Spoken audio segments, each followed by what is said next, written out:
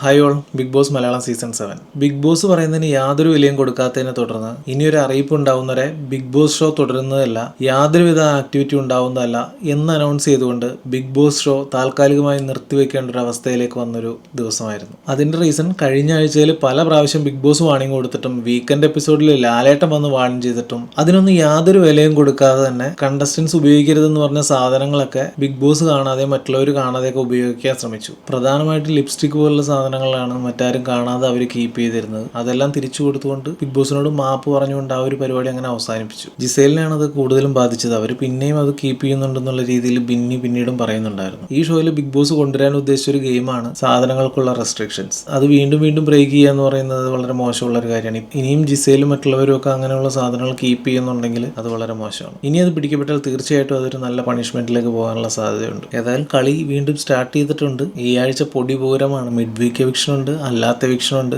2-3 പേര് പോകാൻ സാധ്യതയുണ്ട്. ബാക്കിയുള്ള അപ്ഡേറ്റുകൾ അടുത്ത വീഡിയോയിൽ.